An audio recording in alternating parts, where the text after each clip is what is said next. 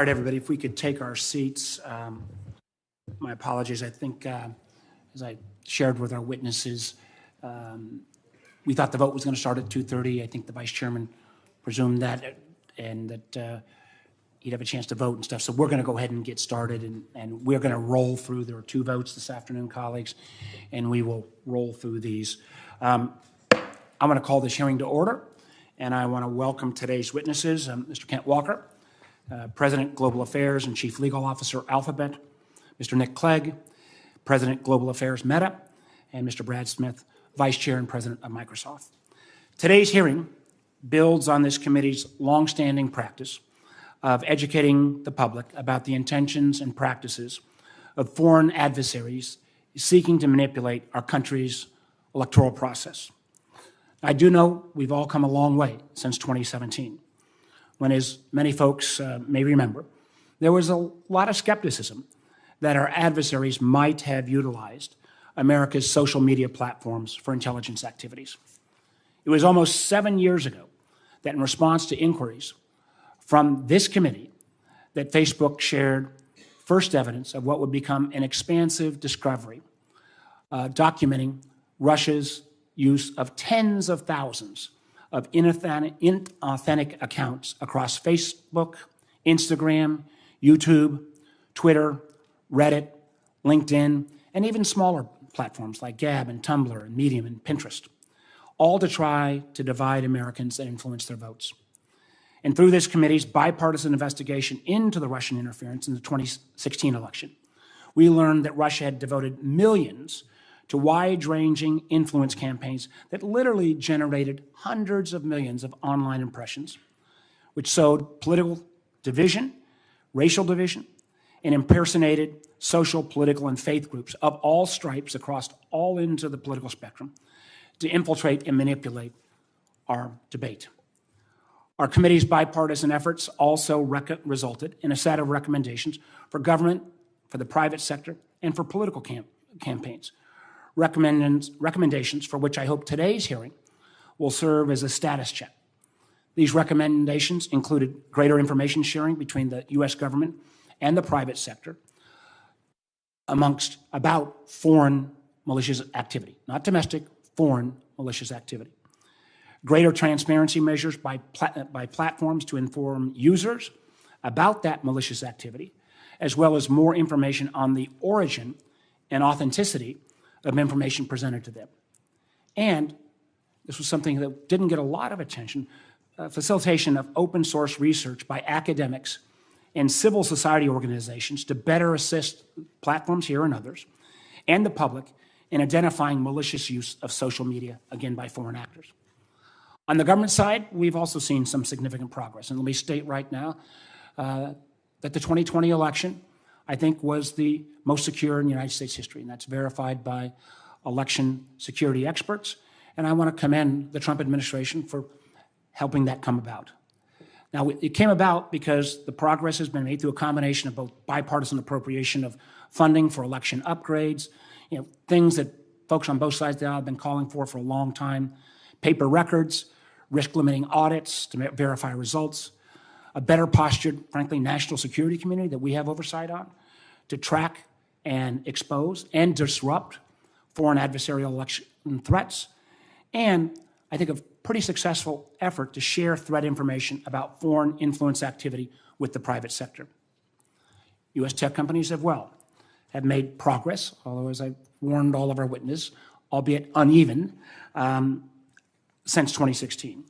These include, and I want to cite because many of you were present, when the 3 companies in front of us and literally 24 other companies, including companies where unfortunately, a lot of this is taking place now, X, formerly known as Twitter, which wouldn't even send a representative today, where 27 companies signed in Munich what was called the Tech Accord to Combat Deceptive Use of AI in 2024 election, not just in America, but around the world. And while I appreciate the voluntary commitments that were made there, I think it has been uneven about where's the beef, how much has actually been done. Recently, I sent letters to all 27 of those companies. Some came back with specificity, some of you. Unfortunately, others simply ignored even responding. And why we are doing this, and again, on a bipartisan basis, is there's 4 new factors that I think has raised my concerns dramatically. First is our adversaries realize this is effective and cheap. Putin clearly understands if he wants to try to undermine American support for Ukraine, weighing in and frankly putting up fake information can help him in that matter. Similarly, we've seen since the conflict between Israel and Hamas after post-October 7th, this has also been a ripe area for foreign misinformation and disinformation. And again, we've seen Iran dramatically increase their efforts to stoke social discord in the U.S., while again, potentially seeking to shape elections. We've seen lesser from China, but there have been some efforts by China on, not at the national level, but on down ballot races where candidates may not be taking a pro-CCP position. Recently, and literally in the last 8 weeks, we've seen a covert influence project led by RT to bankroll unwitting U.S. political influencers on YouTube. We've seen a wide-ranging Russian campaign that, frankly, has not gotten much media attention because I think they focused on the guys in Tennessee and not some of the slides that we're going to put up later in our questioning, where major institutions like the Washington Post and Fox News, the bad guys have basically put out false information under those banners with the goal of spreading what sounds like credible-sounding narratives to really shape American voters' perceptions of candidates and campaigns. And we have seen, and this committee has called this out, efforts to infiltrate American protests over the conflict in Gaza by Iranian influence operatives who, again, seek to stoke division, and in many cases, in terms of these efforts, denigrate former President Trump. I do want to acknowledge that in these recent efforts, you all have played a positive role. I want to thank Meta, and I hope our committee's interest in this subject helped move you yesterday when you guys decided to take down RT and related Russian influence operations. I want to thank Microsoft for being forward-leaning and publicly sharing information on, again, some of the Russian activities. And I want to thank Alphabet, and I'm going to call you guys more by Facebook and Google for the lesson form, when you were one of the first to come forward on the sources on the Iranian hacks. So compliments to all of you on that. On an overall basis, though, we've also seen the scale and sophistication of the kind of attacks be escalated. When we think about AI tools, we all know about that. I think we originally thought this would be in the form of deep fakes, video and audio alteration. You're going to see AI-type tools being used to create what appears and virtually any American voter would think is a real Fox News or Washington Post site, when in reality it isn't. And unfortunately, Congress has not been able to take on this issue, but I would point out, and it's a pretty broad swath of individual states, and they range across the political spectrum, that have really put some pretty significant guardrails in place, and at least in terms of deep fake manipulation in their state elections. And that's Alabama, Texas, Michigan, Florida, and California. I wish we could take some of the best ideas from those states and bring them at the national level. Most of you have indicated that you have not seen, and I think the good news is so far we've not seen the kind of massive AI interference that we might have expected, particularly in the British or French elections. But as we know from past times, the real time that this will gear up will be closer to the election. And third, the truth is, way back in 2016, Russia had to create fake personas to spin wild stories. Unfortunately, we now have a case where too many Americans, frankly, don't trust key U.S. institutions, from federal agencies to local law enforcement to traditional media. There is increased reliance on the internet. I think most of us would try to tell our kids, just because you saw it on the internet doesn't mean it's true. But the job of the adversaries to amplify things that are stated by Americans goes up dramatically. And finally, we've seen a concerted litigation campaign that has sought to undermine the federal government's ability to share this vital threat information between you guys and the government and vice versa. And frankly, a lot of those independent academic third-party checkers have really been bullied in some case or litigated into silence. For instance, we've seen the shuttering of the election disinformation work at Stanford's Internet Observatory, as well as the termination of a key research project at Harvard's Shorenstein Center. We need those academic researchers in the game as that independent source. And again, this is a question that really bothers me, and I know we may litigate this a bit in back. Too many of the companies have dramatically cut back on their own efforts to prohibit false information. And again, we're talking about foreign sources. And we've seen the rise, and Senator Rubio and I have been on the lead on this, of a foreign-owned platform that has a huge reach in the case of TikTok, that has huge national security concerns, and very, very glad that over 80% of both the House and the Senate voted to say creative platform shouldn't be ultimately controlled by the CCP.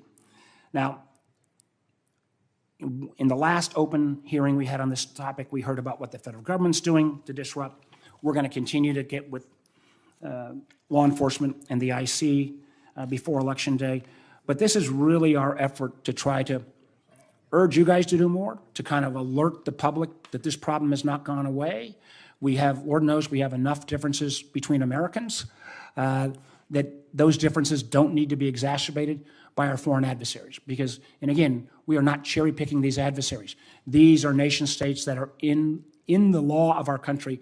China, Russia, Iran have been, North Korea, others have been designated as foreign adversaries. The truth is, we're 48 days away from an election. And the final point I want to make clear is that we need to do all we can before the election. But I also think it's not like at the end of election night, particularly assuming how close this election will be, that this will be over. One of my gravest concerns is that the level of misinformation, disinformation that may come from our adversaries after the polls close could actually be as significant as anything that happens up to closing of the polls on election night. With that, I appreciate you're here. And let me just, before I go to Senator Rubio, when we do the open hearings, and I appreciate Senator Cornyn, Cotton, and a lot of my colleagues getting here early, we are going to do by seniority rather than at the gavel. With that, Senator Rubio. Thank you for holding this hearing. Thank you all for agreeing to be here. It's important. It's actually a tricky and difficult topic because I think there are two kinds of things we're trying to address. The first is generated disinformation, and that's, I think you're going to describe some of those efforts today, but that is some foreign adversary, Iran, China, Russia. They create or make something up, and then they amplify it. They basically make it up, they push it out there, and they hope people believe it. It's actually something, I remember giving a speech back in 2018 or 2019 warning about AI-generated videos that were going to be the wave of the future, and in terms of trying to influence what people think and see, and we've seen some of that already play out. That's pretty straightforward. Let me tell you where it gets complicated. Where it gets complicated is there is a pre-existing view that people have in American politics. I use this as an example, not because I generally agree with it, but because I think it's an important example. There are people in the United States who believe that perhaps we shouldn't have gotten involved with Ukraine or shouldn't have gotten involved in the conflict in Europe. Vladimir Putin also happens to believe and hope that that's what we will conclude. And so now there's someone out there saying something that, whether you agree with them or not, is a legitimate political view that's pre-existing, and now some Russian bot decides to amplify the views of an American citizen who happens to hold those views.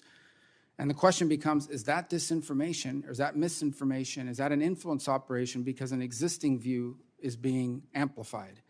Now, it's easy to say, well, just take down the amplifiers. But the problem is it stigmatizes the person whose view it is. Now the accusation is that that person isn't simply holding a view, they're holding the same view that Vladimir Putin happens to have on that one topic, or something similar to what he has, and as a result, they themselves must be an asset. And that's problematic, and it's complicated. And as we try to manage all of this, we recall that in 2020, this is now well known, obviously it's been well discussed, there was a laptop, Hunter Biden's laptop, there was a story in the New York Post, and 51 former, and I say former because I have people coming all the time saying intelligence officers, these are former intelligence officials, went out and said this has all of the attributes of a Russian disinformation campaign. And as a result, the New York Post, who posted the original story, had their story censored and taken down, their account locked. There was a concerted effort on the basis of that letter to silence a media outlet in the United States on something that actually turned out not to be a Russian disinformation. Even though I imagine maybe the Russians wanted to spread that story. They might have amplified it, but it also happened to be factual. We know, based on the letter from the CEO of Meta, that the government pressured him during the COVID pandemic to censor certain views, and he expressed regret about agreeing to some of that. And so there are people in this country that had their accounts locked or even got in some cases canceled out because they questioned the efficacy of masks, something we now know Dr. Fauci agreed masks were not a solution to all the problems, that questioned the whether there was the lab leak, or put out the lab leak theory that at one time was considered a conspiracy and a flat-out lie, and now our own intelligence agencies are saying it's 50% likely, just as likely as the natural occurring. So this is a tricky minefield, and it's even trickier now because Russia's still doing it more than anybody else, but the others, you don't need to have a big, expensive operation to pursue some of this. I think we should anticipate that in the years to come, and it's happening already, the Iranians are going to get into this business. They already are. The Chinese are going to get into this business. They already are, and you see them using that in other countries to sow discord and division. It's coming. It's also North Korea, multiple, and maybe even friendly states who have a preference on how American public opinion turns. So I do think it's important to understand what our policies are today in terms of identifying what is disinformation, what is actually generated by a foreign adversary versus the amplification of a pre-existing belief in America, which has left a lot of people in a position of being labeled collaborators, and when in fact they just hold views that on that one issue happen to align with what some other country hopes we believe as well. And I'm very interested to learn what our internal policies are in these companies, because I think it's a minefield that we may end up sowing in an effort to prevent discord. I don't want to sow discord, and that's one of the dangers that we're now flirting with. So thank you for being here. I look forward to hearing your testimony. And before I go, I just want to reemphasize, I agree with Senator Rubio. Americans got the right to say, what are they, their First Amendment right, to say that, whether we agree, disagree, no matter how crazy. I do think there's a difference when foreign intelligence services cherry pick information and amplify it, that in many ways stokes division. And that's, again, where the core of this debate is, and we're anxious to hear your testimony. I'm not sure who drove the short straw to go first. Happy to launch. Okay. Chair Warner, Vice Chair Rubio, members of the committee, thank you all for the opportunity to be with you today. Google Alphabet is in the business of earning the trust of our users. We take seriously the importance of protecting free expression and access to a range of viewpoints, while also maintaining and enforcing responsible policy frameworks. A critical aspect of that responsibility is doing our part to protect the integrity of democratic processes around the world. That's why we've long invested in significant new capabilities, updated our policies, and introduced new tools to address threats to election integrity. We recognize the importance of enabling people who use our services in America and abroad to speak freely about the political issues that are most important to them. At the same time, we continue to take steps to prevent the misuse of our tools and our platforms, particularly attempts by foreign state actors to undermine democratic elections. To help advance this work, we created the Google Threat Intelligence Group, which combines our Threat Analysis Group, or TAG, and Mandiant Intelligence. Google Threat Intelligence identifies, monitors, and tackles threats, including coordinated influence operations and cyber espionage campaigns. We disrupt activity on a regular basis, and we publish our findings. And we provide expert analysis on threats originating from the kinds of countries we were talking about: Russia, China, Iran, and North Korea, as well as from the criminal underground. This year alone, we've seen a variety of malicious activity, including cyber attacks, efforts to compromise personal email accounts of high-profile political actors, and influence operations both on and off our platforms that are seeking to sow discord among Americans, the way you were both discussing. We remain on the lookout for new tactics and techniques in both cybersecurity and disinformation campaigns. We are seeing some foreign state actors experimenting with generative AI to improve existing cyber attacks, like probing for vulnerabilities or creating spear phishing emails. Similarly, we see generative AI being used to more efficiently create fake websites, misleading news articles, and robotic social media posts. We have not yet seen AI bring about a sea change in these attacks, but we do remain alert to new attack vectors. To help us all stay ahead, we continue to invest in state-of-the-art capabilities to identify AI-generated content. We've launched SynthID, an industry-leading tool that watermarks and identifies AI-generated content in text, in audio, in images, and in video. We were also the first tech company to require election advertisers to prominently disclose ads that include realistic-looking content that is synthetic or digitally altered. On YouTube, when creators upload content, we now require them to indicate whether it contains altered or synthetic material that appears realistic, which we then label appropriately.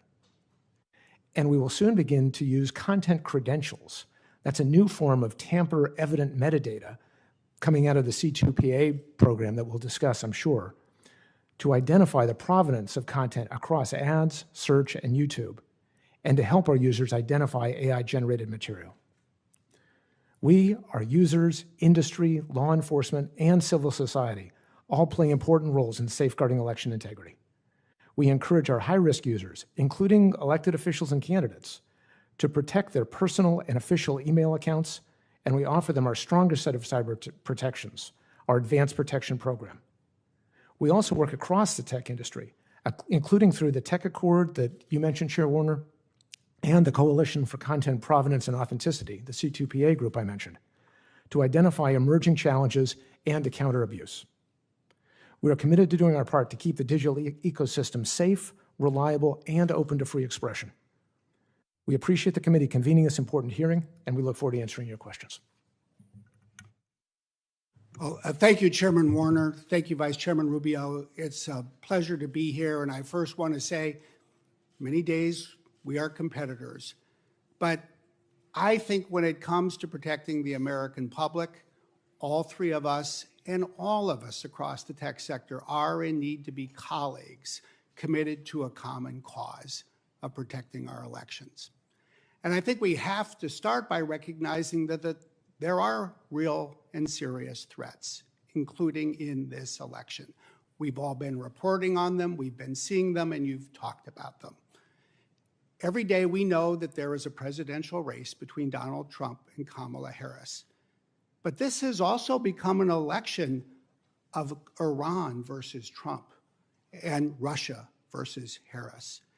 And it is an election where Russia, Iran, and China are united with a common interest in discrediting democracy in the eyes of our own voters and even more so in the eyes of the world. So what do we do? What is the role and responsibility of the tech sector? That's the fundamental question you have put to us. First, I think we should always adhere to two principles. The first is to preserve the fundamental right to free expression that is enshrined in our Constitution that Vice Chairman Rubio spoke about. That is and needs to be our North Star. And the second is to defend the American electorate from foreign nation states who are seeking to deceive the American public. How do we do this? I think we have three roles. The first is really to prevent foreign nation-state adversaries from exploiting American products and platforms to deceive our public. We do that with guardrails, especially around AI-generated content, but we also do it by identifying and addressing content on our platform as AI-generated content created by foreign states. And we do that in part by providing them with technology and know-how. Google, Microsoft, we all do that. And we do it by getting out there and working with them. At Microsoft, we've now worked across 23 countries this year. We've had more than 150 training sessions reaching more than 4,700 people. And we do it by responding immediately in real time when incidents arise, as we do, to work with campaigns to help protect them. And the third role we play, quite possibly the most important, is to build on your leadership in having this hearing, to prepare the American public for the risks ahead. We do that by informing them, encouraging them to check what they see, to recheck it before they vote. And we do it by, I think, recognizing that there is a potential moment of peril ahead. Today, we are 48 days away from this election, as you said, Chairman Warner.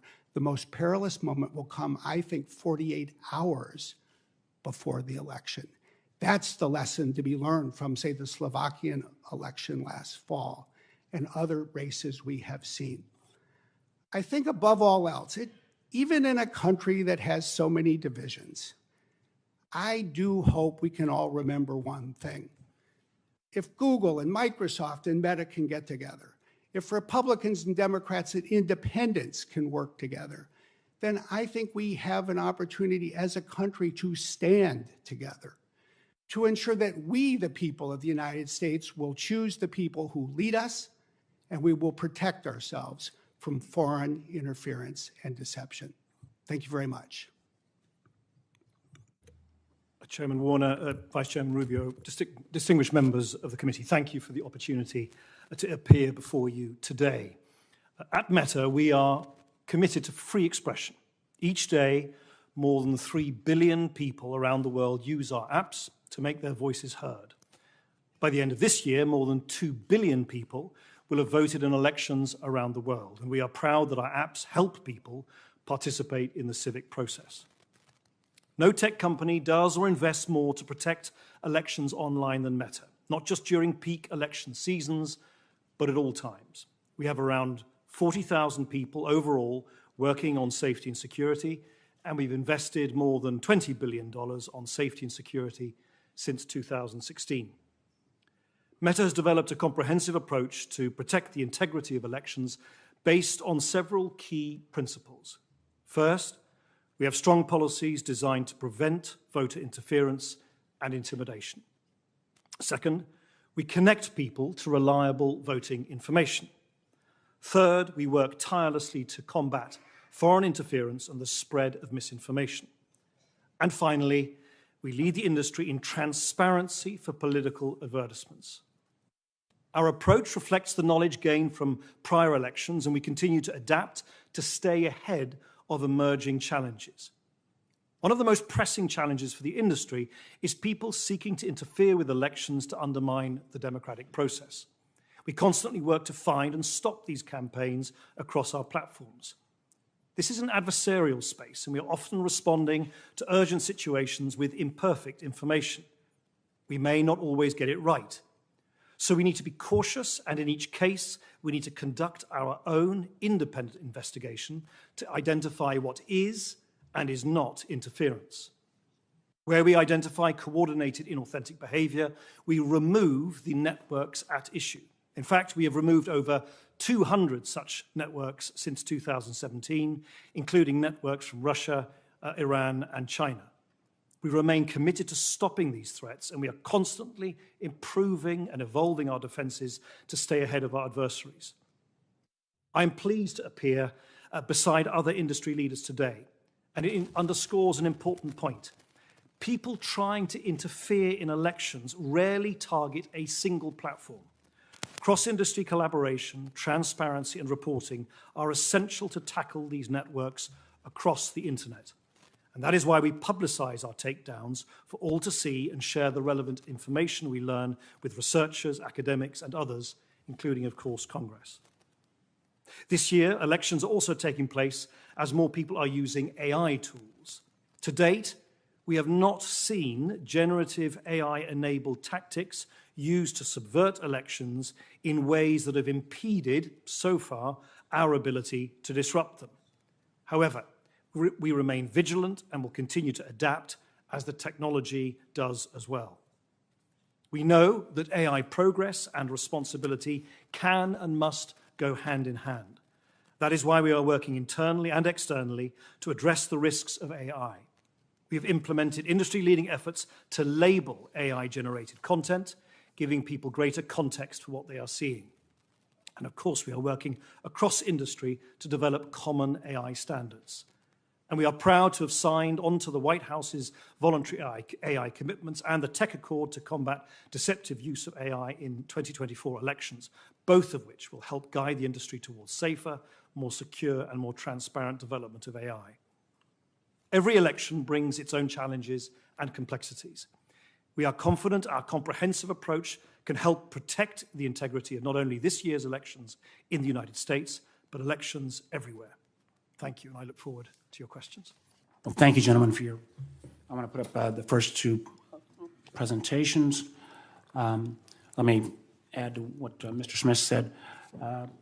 I concur that the 48 hours before the election, but I would argue the 48 hours after the polls close, particularly if we have as close an election as we anticipate, could be equally, if not more significant in terms of spreading false information, disinformation, and literally undermining the tenets of our democracy. Now, there was a lot of press attention recently on the Department of Justice indictment of the Canadians in Tennessee who were paying off influencers, knowingly or unknowingly. What didn't get much attention is the first slide here, where under the banner of Fox News and the Washington Post, these look exactly like Washington Post and Fox News. Matter of fact, it may not be what we thought of as AI, but these are kind of AI techniques to make this so real. Matter of fact, they've even got real authors' bylines. And the balance of the ads and other things are totally reflective. This came out of this DOJ indictment. I guess the question, and these are, Nick, you mentioned comprehensive. They appeared on your site. They also appeared on Twitter's site, X's site. I think it is a real shame that in the previous investigations, Twitter was a very collaborative entity. Under X, they are absent, and some of the most egregious activities taking place. But I'm not sure any American, even a technology-savvy American, is going to figure out that these are fake. So where does that responsibility lie? Shouldn't your efforts have been able to spot that, and how do we make sure, because only after the fact in 2016, we didn't have real-time numbers of how many Americans were viewing the fake sites, and they literally ended up of, hundreds of millions. I still remember both the Tennessee Republican Party and the Black Lives Matter site. The real sites had less viewership than did the Russian-based sites. How does this get through? How do we know how extensive this is? And we have many, many more of these. What are we going to do about it in these next 48 hours to make sure that Americans are informed to beware? Mr. Clegg. Well, firstly, Senator, you're absolutely right that it is a hallmark of Russian foreign interference in the democratic process to generate AI stories resembling real media. As it happens, since those appeared on our site, we have just over the last 48 hours banned the organization that spawned a lot of this activity, the disinformation, Rossiya Zavodnya, not least after the editor-in-chief gave an interview where she said publicly, and this is in effect a media organization owned and run out of the Kremlin, that she, and I quote, at least this is the translation, her and her team are conducting what she called guerrilla projects in the heart of American democracy. And the panel behind you is a manifestation of that. That is one of the reasons why. I want to make sure I get to my second. I need to know how many Americans viewed this and other Russian-generated Facebook sites that appear to be media sources. I hope to get that information as soon as possible. I also want to indicate there is still an effort, and this is more over here in terms of targeting by the Russians towards specific groups. In this case, it was the Doppelganger Gang, and it was both on Jewish Americans, and then one targeted towards Latino community. They're very sophisticated. I guess it wouldn't be jaw-dropping that they're focused most of their efforts on the same 6 states that everybody else is focused on. But, and this again goes more to both Mr. Clegg and Mr. Walker, they're still targeting paid advertising. We remember in 2016 when we didn't even have controls when Russians were paying with rubles for paid advertising on sites. I would have thought 8 years later we would be better at least screening the advertising. Again, in case of YouTube and in case of Facebook, what are we doing to stop the paid advertising targeting by these adversaries? Since Nick took the last one, I can start on this one. We have an extensive series of checks and balances in our advertising networks that are designed to identify problematic accounts, particularly around election ads. We require election ads to have registration effectively. And in the 2016 situation, I remember we did an extensive forensic review of our systems and found that less than $4,000 had been spent on our networks. Respectfully, Sir. As recently as January, I wrote the Treasury Department that said, both of your companies have still repeatedly allowed Russian influence actors, including sanctioned entities, to use your ad tools. We will get that specific information to you, and we're going to really need as soon as possible the content, the bad actors, how much content have they purchased on both of your sites, and frankly others. And we're going to need that extraordinarily fast because I think they are getting through in many, many more ways than has been represented. Certainly, I certainly appreciate the concern, and we have taken down, as we've indicated earlier, something like 11,000 different efforts by Russian associated entities to post content on YouTube and the like. We're just going to need this as quickly as And we are possible, both in certainly terms happy to follow. of number of Americans viewing Fox News, what they think is Fox News or Washington Post, or advertisements. We need that data to make sure, again, that we inform the public. Okay. Thank you. The area I want to focus on is where political speech is involved, and it's sort of this area I talked about in my opening statement, which is, and really in particular, I want to understand what the current policies and practices are as we speak regarding content moderation, specifically in speech. So just for, as I'm reading, and I'm not reading the opening statement from Meta, we're constantly working to stop the spread of misinformation and disinformation. We have built the largest independent fact-checking network of any platform, nearly 100 partners from around the world, to review and rate viral misinformation in more than 60 languages. Stories that this platform, or these group of people rate as false, are shown lower in feed. And if some page repeatedly creates or shares misinformation, we significantly reduce their distribution and remove their advertising rights. Let me explain. We're not talking about the stuff that was up here. That's fake content. That's just purely fake content. It's generated to look like Fox News or Wall Street Journal, New York Times. That's not, no one's arguing that. That's fake. That should be taken down. Those companies should want it taken down. That's their copyright and their logo and their letterhead. I'm talking about this. So you've got a group of people that I think are your fact checkers from all over the world to determine where something is true or not. So let me take you back to a real world scenario, which ties into what the CEO of the company said, and that is there were people at one point saying, maybe I believe that the pandemic began in a lab. I believe there was an accident in the lab and it leaked out. And at one time, that was considered not factual. And in fact, there was pressure from government officials on companies not to report on that. How would that work today? A story like that, who determines whether that's true or not? Because it wasn't true then, but all of a sudden now it is 50% maybe likely.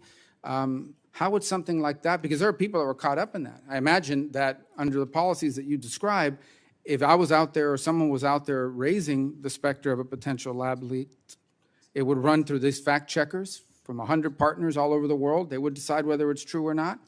And you could have your page diminished, potentially deplatformed if I write too much about it. So how does this policy deal with that problem that I just described, which is a real world one?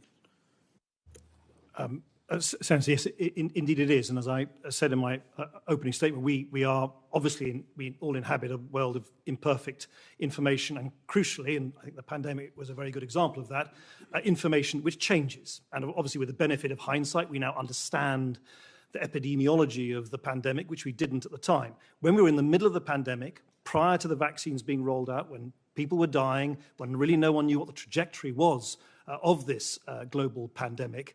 We as an engineering tech firm, of course, we're not specialists in Yeah, but I'm not asking what happened. I understand what happened. I want to know how this policy today would prevent that from happening.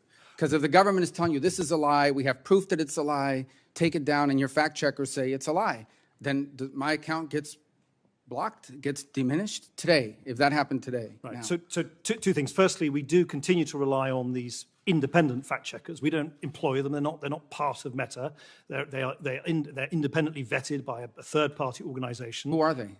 Oh, there's a variety of organizations which specialize in examining what they think is a reliable way of asserting whether something is missing. Is there a way to know who those vetters are? Oh, yeah, Is there a absolutely. list somewhere? Is like a roster? We have a full list, absolutely. We can provide them to you. And they obviously work in multiple languages, including the United States. I think there are 11 fact-checkers in the United States, and we can provide you with all the information on them.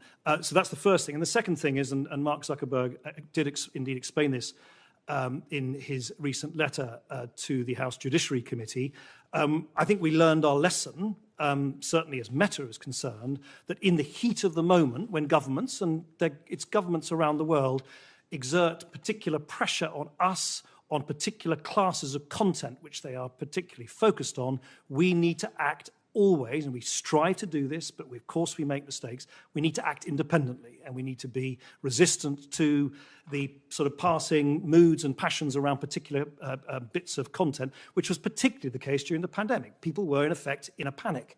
Let me, in a different context, the exact same system, a laptop appears, and 51 people sign a letter saying, we used to work in the intelligence community, this is Russian disinformation, and your fact checkers say, we got to listen to the experts, they would know. Does the New York Post get their account taken down again? So to be very clear, we did not take down the account or the content. I think X, who are not here, but they did. We did right, but not. under this policy, if you deem it to not be true because it's disinformation because some guys signed a letter saying that it would lower them in the feed and potentially reduce their distribution. And if they post that story too many times, you may actually lock them out. So in this policy.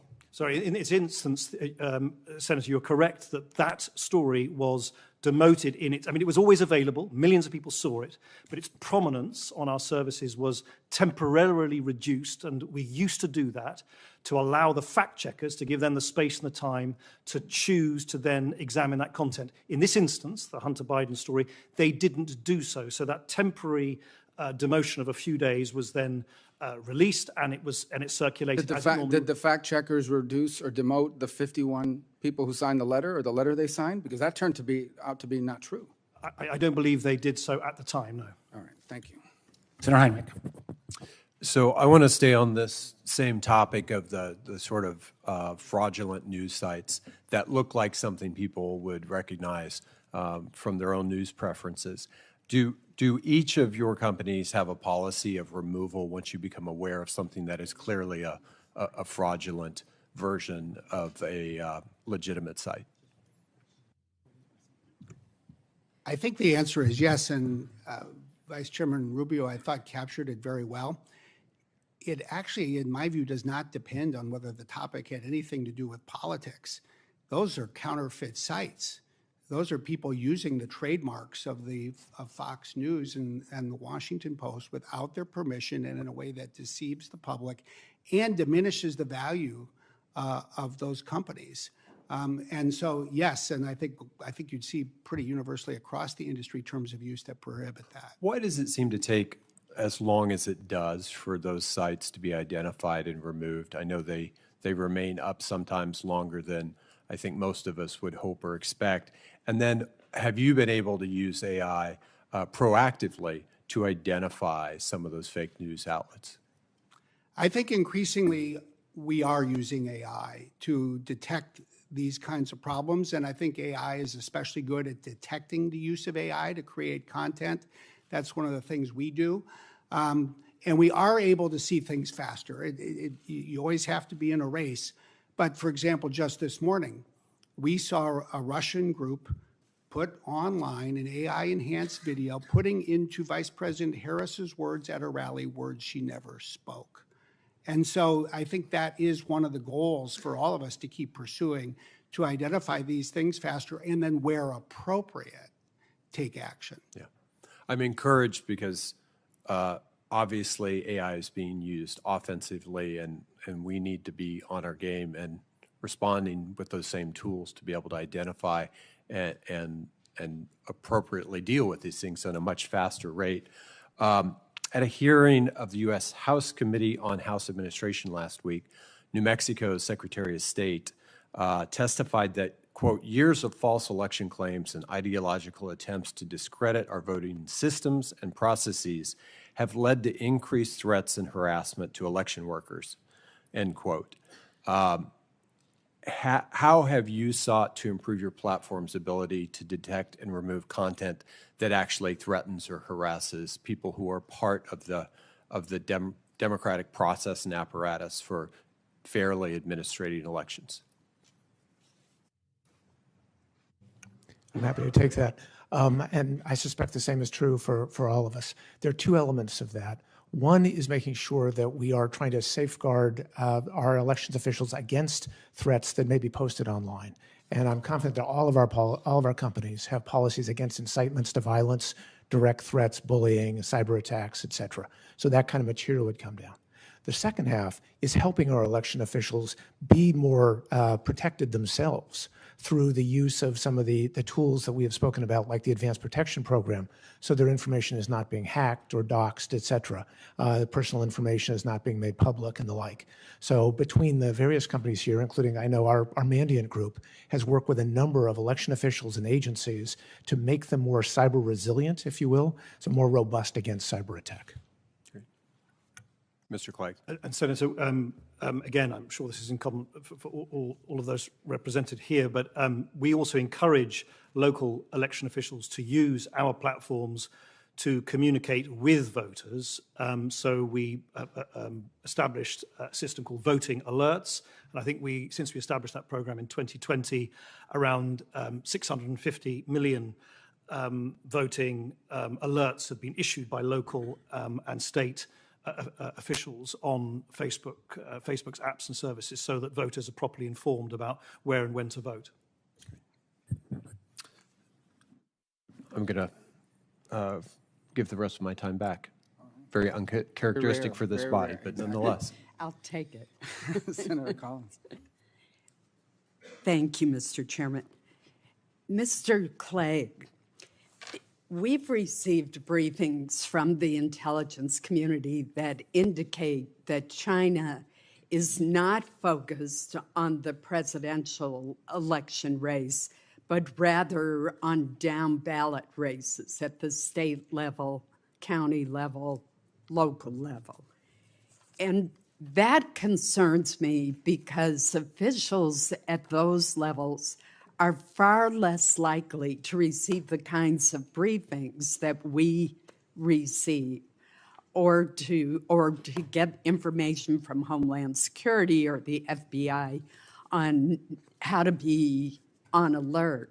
In addition, China is attempting to build relationships with state and local officials. We see the sister city programs. We see the Confucius Institutes and educational institutions. So how are your platforms attempting to help safeguard the down ballot races? The presidential race, I think everybody's aware of the risk there, but the down ballot is what really concerns me.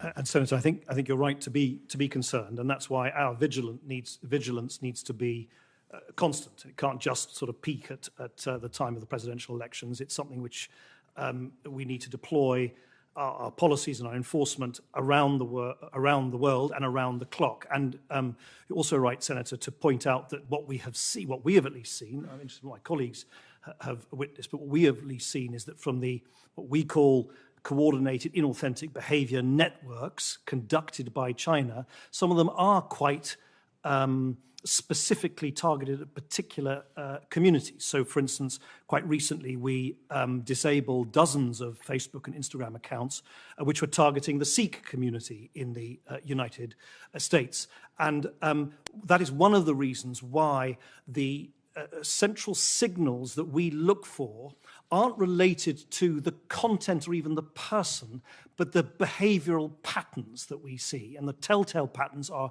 most especially the use of a network of fake accounts. And that, of course, then manifests itself in lots of different ways, is targeted at different communities. But the underlying analysis that our teams conduct is about the behavior rather than the individual bit of content. Because as Vice Chairman Rubio said, sometimes the content can be actually consistent with things that are circulated by kind of ordinary folk in kind of the normal day-to-day business. Thank you. Mr. Smith, you talked about the need for the American people to be prepared and to be on the alert. Why isn't part of the answer so that we're not getting into suppressing dissenting views or criticism of public officials, for example? Why isn't the answer to watermark posts to indicate not whether they're AI generated, but rather where they originate? Like, why couldn't you do an R if it came from Russia? Then the person who's looking at the post can make his or her own determination, but they would be on alert that this isn't Joe down the street who's posted this. This is someone who's in Russia. I do think that's a really interesting idea, and it's one that across the industry people have been giving a lot of thought to. I would say a couple things. First, I think actually it starts with also picking up on the idea you just described and putting Americans and American organizations in a position to put what's called metadata in effect, to put the credentials in place so it's clear where their content has come from. We worked, for example, with the Republican National Convention, and they used that on more than 4,000 images that were released in Milwaukee so that it would protect their content from being distorted. I do think one can then go farther, and it's an important question, as you raised. If we find something that is coming from somewhere else, how and when should we identify it? I frankly think the most important thing is that we address content where that kind of protection has been removed. And that's been the subject of legislation being proposed, including from members of this committee, to protect against tampering. And then we can think about other forms of identification for the public. Thank you. Thank you. Senator Kelly? Thank you, Mr. Chairman. Thank you, all of you, for being here for this very important hearing. I just got back from visiting our allies in the Baltics, who are all border Russia, also to Finland. And they have been targeted by disinformation attacks at a pretty high level, and they come pretty quickly. And they have efforts in place to try to equip their citizens and their institutions to counter disinformation campaigns. They feel somewhat successfully, though it is a big problem for them. But I do think we can learn something, from our partners in the Baltics. Malicious actors, as you know, use social media and internet platforms as a key vector for these campaigns that they have against us, and are increasingly employing tools. We've talked about this, bots, generative AI. So it's my hope that we can also count on the partnership of the American tech industry to aggressively counter these threats. I want to turn to this a specific problem that's of great concern to me, and as my constituents learn about this, I'm sure it will be to them as well. Behind me, you can see a screen capture of Russian-made web pages designed to look like major American outlets, Fox News and the Washington Post, but showing fabricated headlines. I went through these the other day. I think the chairman showed, something very similar. So apologies if we're being a little bit redundant here. But these pages were created by Russian cyber operatives to distribute Russian messages by co-opting the brand of a real news website. that Americans trust, both Fox News and the Washington Post, but there are others as well. And these are really well done. I mean, it would be hard, unless you were looking specifically at the URL and noticed that something was not exactly right, where there was no .com, there was .pm or something else at the end, you wouldn't otherwise know, and you would think this is a legitimate news source. They've also spoofed the official NATO website as well. And they use these sites to push messages that cast doubt on Russian atrocities that we know are real. They lie about NATO suppressing peaceful protests. They stoke controversies or even invent them where they don't exist. So an additional concern is they have specifically targeted swing state voters, so my constituents in Arizona and others, and they seek to influence the outcome of these elections. And this is absolutely beyond the pale. We've got to do something about it. So I'm curious from each of you, and I have about 2 minutes here, just what are you doing about it? And specifically with these websites, if we were to go and look for them now, have they been taken down? As the Fox News website, the Washington Post, would we still, is there a way to, let's say we start with you, Mr. Walker, if we search on Google and try to find this through a Google search engine or search for the Washington Post, could we navigate from your website to these fake websites? So we're obviously concerned about the larger problem. I haven't searched for these specific sites, but I can tell you we've launched tools called About This Image and About This Result, which tells you the first time we saw an image appear on the internet. So in many cases, disinformation may not be AI generated, it may be a repurposed photo. Most of the disinformation we see coming out of Gaza is not AI generated, it's pictures from a different war. So providing that kind of context is valuable. And then just quickly to say that if content is AI generated, increasingly the ability to watermark it or understand its provenance through the C2PA cross-industry group that I mentioned before will help all of us do a better job of identifying and removing this kind of content. But once you find the content and you know it is fake, at that point, can you take action to make sure that your customers cannot navigate to that conflict or to that content? The search context is somewhat different than other contexts where we're hosting information. So let's say YouTube, which would be our hosted content example here. If something is demonstrably false and harmful, we will remove it, in addition to all of our other policies. And that's been consistent for many years. We also have a general manipulated media policy, whether it's AI manipulation or you may remember the cheap fakes that went around some time ago, which were just slowing down videos to make a politician look as though they were intoxicated. We will remove that kind of content, yes. You said if it's false or harmful, how about if it's just them co-opting somebody else's website like Fox News or Washington Post? I'd go back to Brad's earlier comments with regard to the notion of trademark infringement, copyright infringement. As we get complaints about that, we will remove that content, yes. All right, thank you. I would quickly note, I think most of your companies do a pretty good job on trademark protection. I just feel like Fox News and Washington Post should have gotten that same level of protection. Frankly, they should be weighing in as well. Senator Cotton. Thank you. Gentlemen, thank you for appearing. I mean, I want to bring a little perspective to the topic today. I think this committee's own report, more than 1,000 pages, said that Twitter users alone produced more election-related content in about 3 hours in 2016 than all Russian agents working together. I have no doubt that Russia and China and Iran and North Korea are all doing these things up to no good. And if you don't know what they're doing, it's probably no good. And there's lots of things they could do that are very bad to influence American politics. You know, Russian intelligence spent millions of dollars in the early 1980s to promote the nuclear freeze movement, with Joe Biden bought hook, line, and sinker. And Russian intelligence under Vladimir Putin has spent millions of dollars to oppose fracking, which Kamala Harris has bought hook, line, and sinker, trying to ban fracking. And there's plenty of things they could do in our election infrastructure as well. They could hack into campaigns and leak their strategy or steal their voter contact information. Even worse, they could hack into county clerk's offices or Secretary of State's offices and delete voter registration files or try to manipulate votes. They don't even have to get into the election machinery. They could say turn off the electricity in a major American city on election day and wreak havoc there. So there's a lot of threats that our adversaries could pose to us in our elections. I just don't think that memes and YouTube videos are among the top, especially when we have an example of election interference here in America that was so egregious.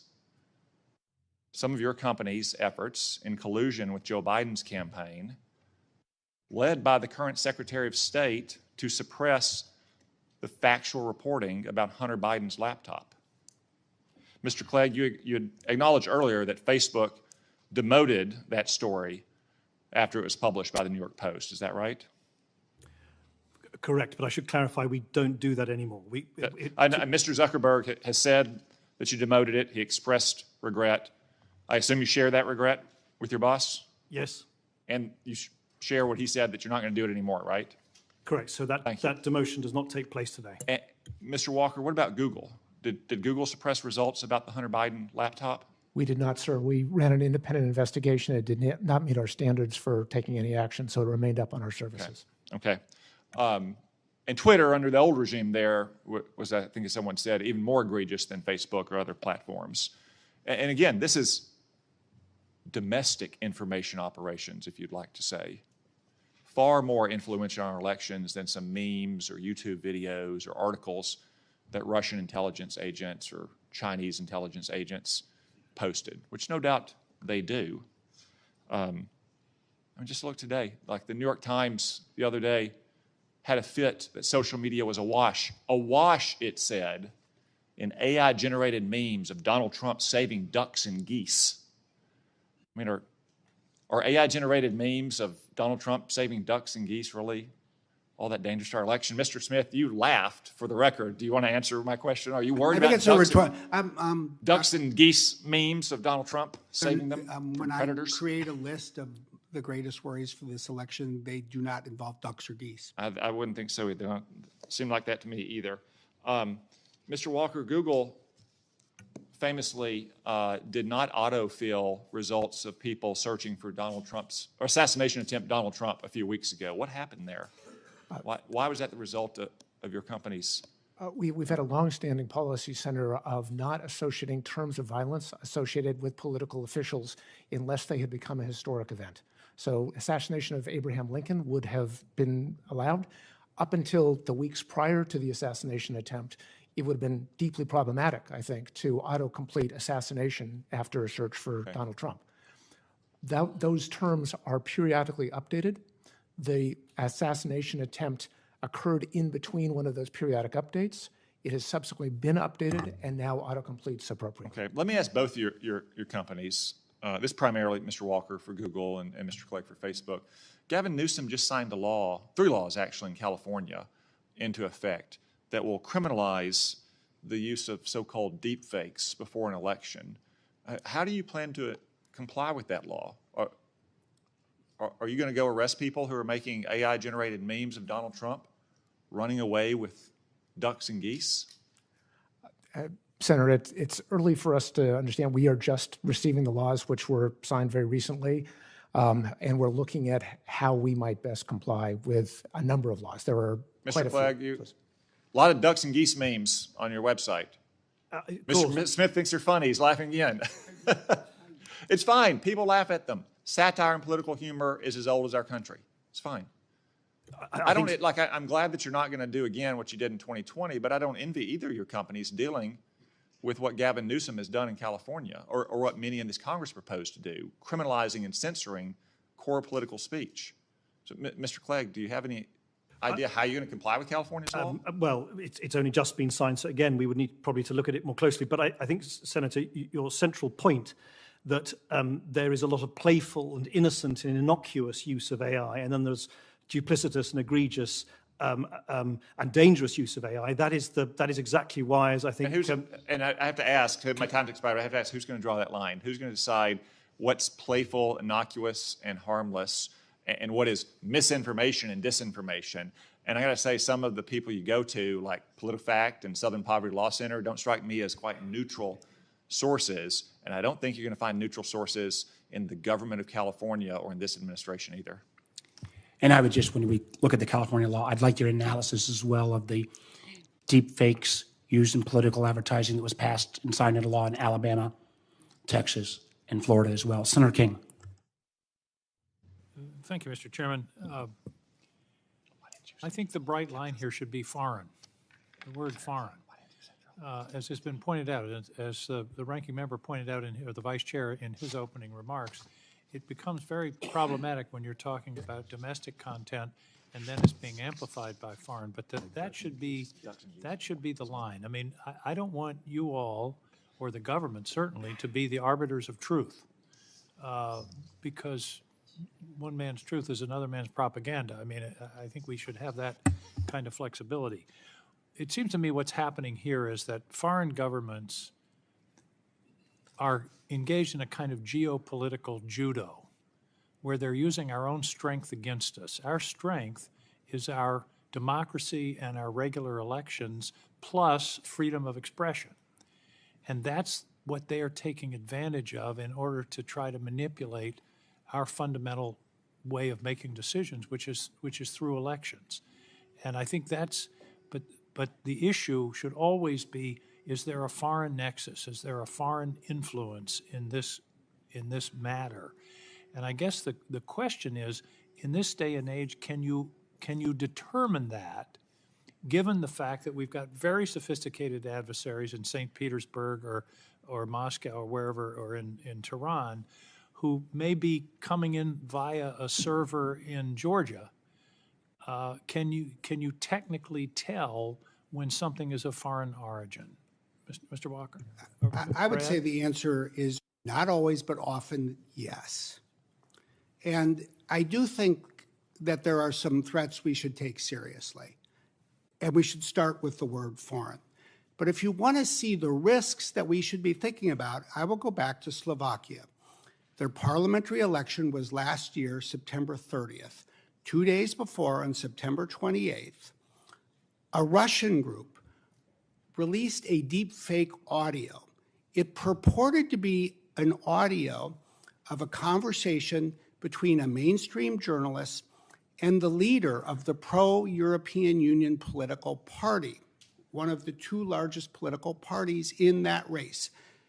That reflected what we see in Russia, number one, a good content creation strategy. The second thing they did on that same day is they released it on Telegram, which tends to be the Russians' favored distribution channel to get things going.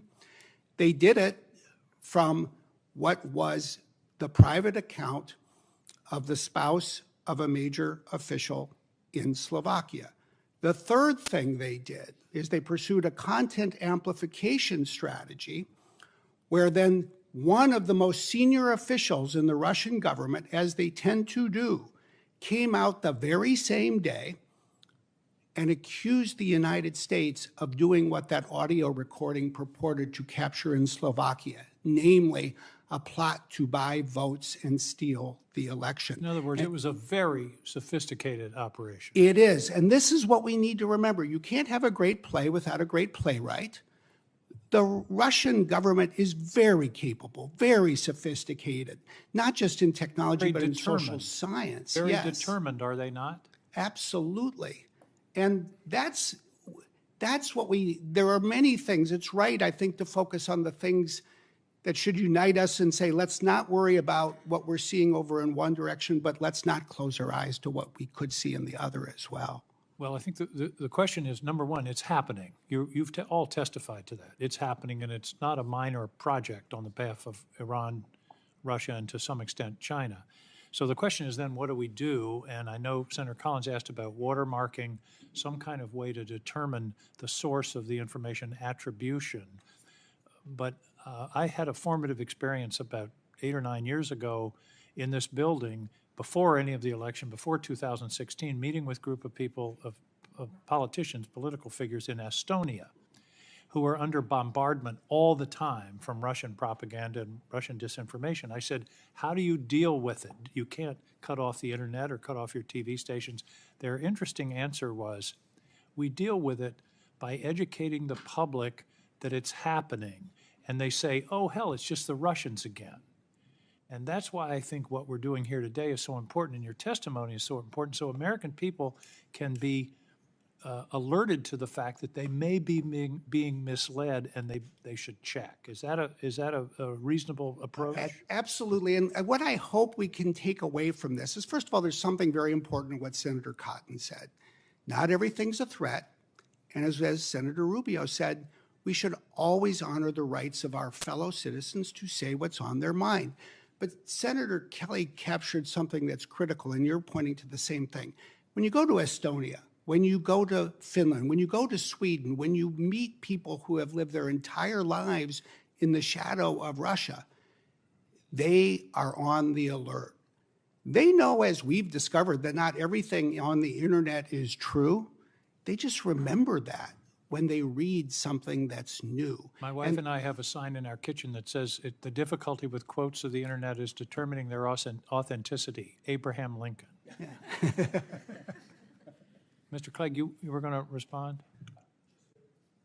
Sorry. Sorry, Mr. Walker. Yes, thank you. Just very briefly, in addition to those very good points with which I agree, I do think we are increasingly able to use AI to detect some of these patterns.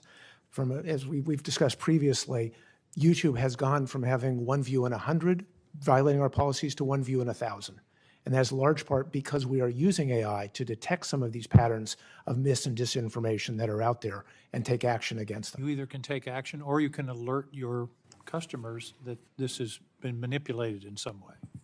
Agreed, and also provide high-quality authoritative information. The old line, the best remedy for bad information is good information.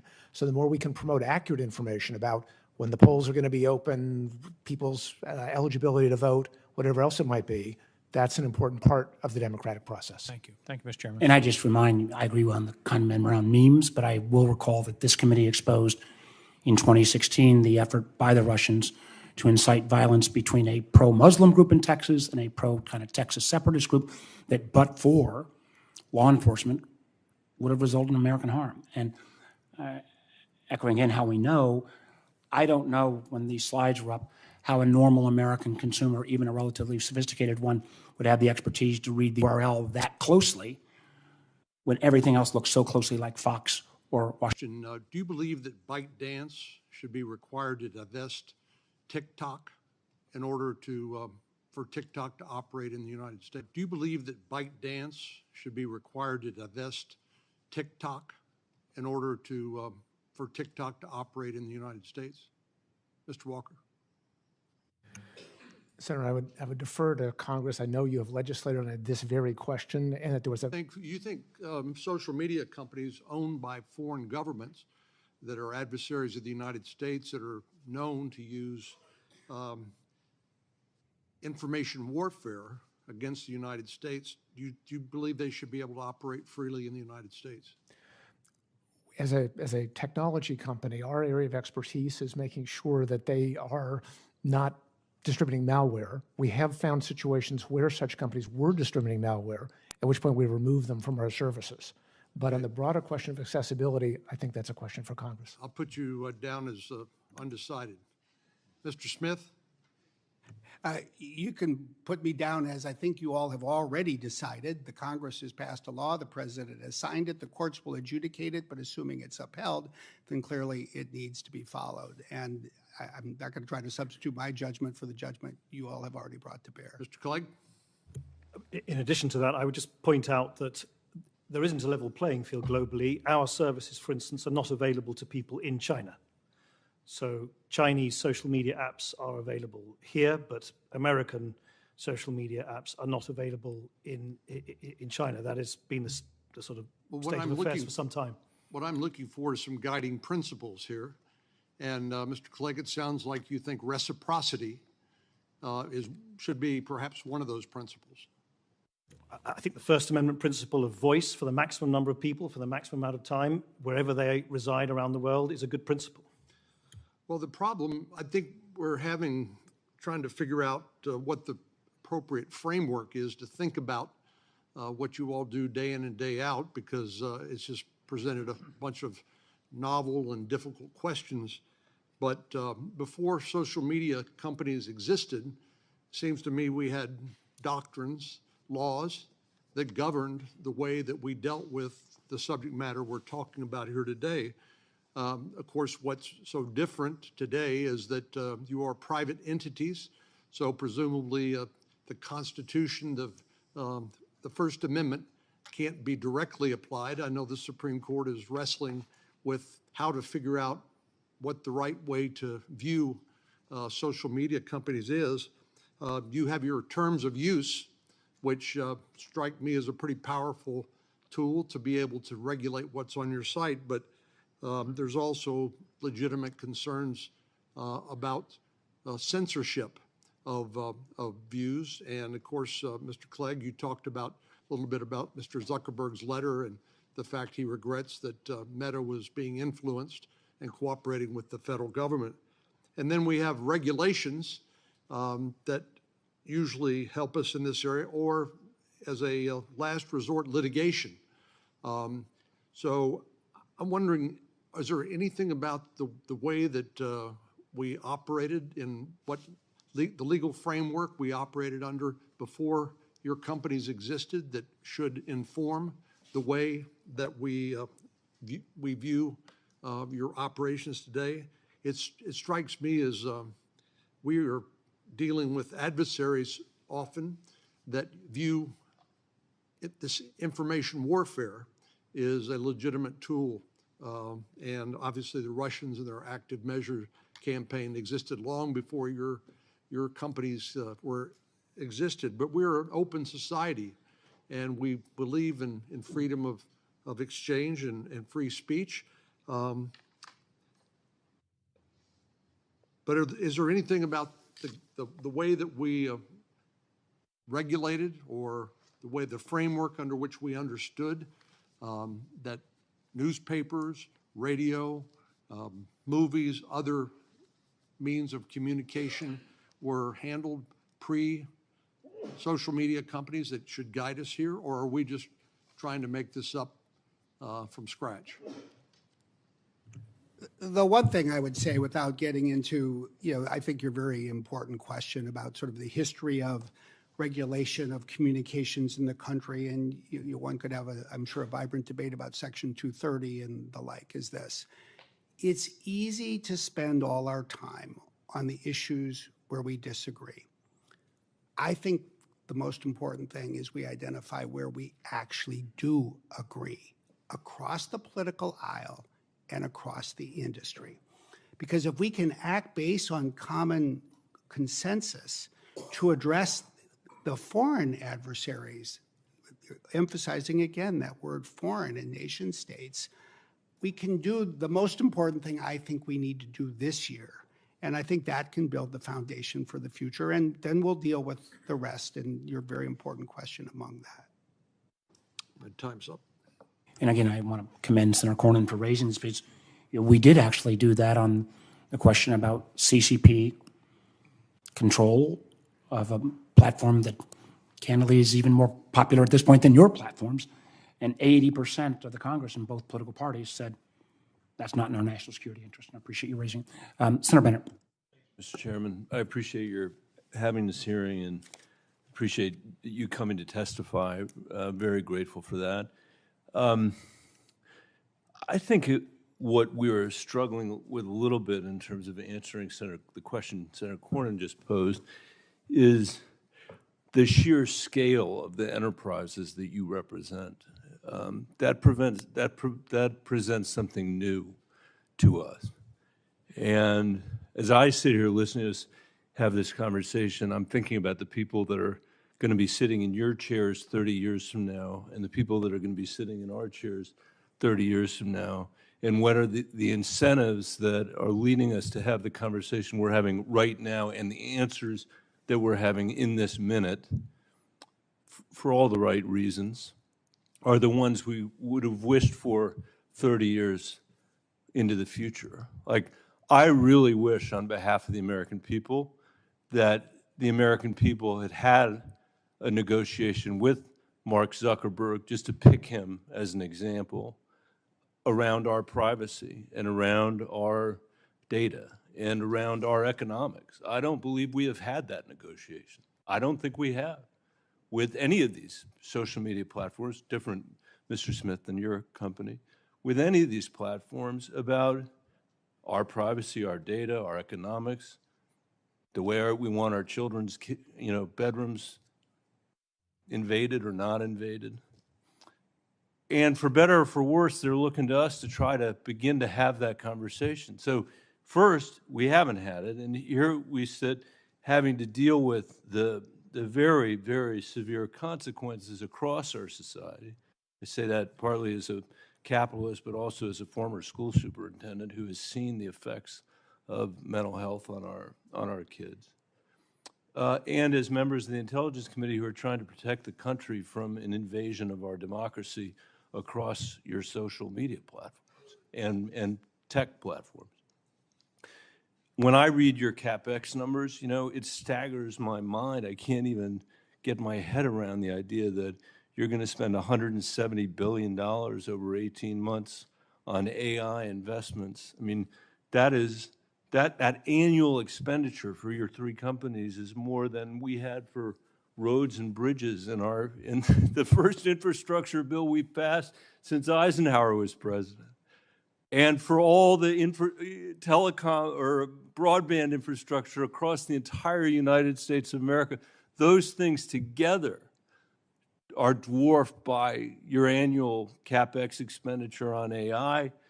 And I feel like we're being asked to just sort of hope for the best. I do think it's an amazing testament to American capitalism that you have those resources to invest in the future.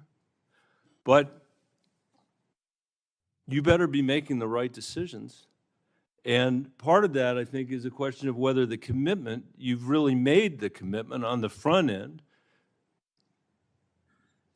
to safeguard America's democracy, to make sure our elections are protected, to not say that it's up to our citizens to try to figure it out in the hailstorm of propaganda that has almost been perfected by our adversaries and every day is being used by them to divide one American from the next, from the next, from the next, because they see that division as a potential benefit to them and a huge detriment to us. Like, how much money are you investing to make sure that you are protecting our elections? Is that your responsibility? Or is this just, an approach that says, let 1,000 flowers bloom? I am a strong believer in the First Amendment, but I don't think there's anything about the First Amendment that obviates your need to be able to say to the American people, we believe we have a responsibility to you because we are among other things, because we are creatures of this unique society and this unique democracy, and we have an obligation here. So I don't know if anybody would like to respond. Mr. Clegg, as the, yeah, please. So Senator, in answer to your specific question, we have around 40,000 people working on security and integrity of our services. In fact, that number is slightly up from what it was back. I am deeply, deeply skeptical of the numbers because the numbers don't tell you what the investment really is, and we know they go up and we know they go down. And Mr. Walker said earlier, maybe the AI tools themselves are better, and I don't doubt that. That may be true. So I'm more interested in what the total capital expenditure Capital expenditure is about $20 billion over the last several years, around $5 billion in the last year. And to your wider point, Senator, I strongly agree with you. The scale that one's dealing with, whether it's from the tech company's point of view, from legislatures and governments around the world, is clearly unprecedented because the network effects sort of created by the internet. On our surfaces alone, you have, 100 billion messages around the world on WhatsApp every day. You've got now, I think, about 3.5 billion reshares of short-form videos, reels, every single day. And much as cooperation between companies at this table, and indeed companies that are not represented at this table, is crucial to deal with the scale of all of that, I would also suggest that cooperation between different jurisdictions in the democratic world globally is important as well, particularly between the United States, Europe, India, and so on, because I think one of the greatest risks is a fragmentation of different regulatory approaches around the world for technologies which by definition are borderless. I would just note very quickly, did you want to go, Ken? Sorry. Quickly, we've got a couple more I would members. say, first of all, I believe that the American tech sector is an engine of economic growth and frankly is the envy of the world. And we should at least remember that. Number two, we do have a very high responsibility to protect elections, to think about the impact on others, on our societal responsibility in so many areas. Number three, if there is a foundational principle for this country, I believe it's straightforward. No one should be above the law. No individual, no company, no leader, no government. But then number four, look, let's recognize the obvious. We need laws. And I would just say, I'd put it slightly differently. We haven't had a shortage of debate in this country about an issue like privacy. We've had a shortage of decision making. So instead of always worrying about where we can't reach agreement, why don't we get something done by taking more action, by calling on us to be maybe more supportive as we could and should on certain days, and helping you all so that this Congress can pass the laws we need. I think that's the recipe that we need for the future. I can't, I'll bite my tongue. Senator. Chairman, thank you. Thank you for showing up. We invited several more tech companies, and they chose to just decline to not to be here in the national conversation. So I do appreciate you getting a chance to be able to be here.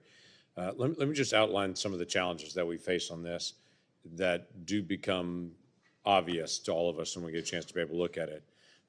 This is not picking on Meta, but it's going to be a side-by-side with TikTok, who's not here.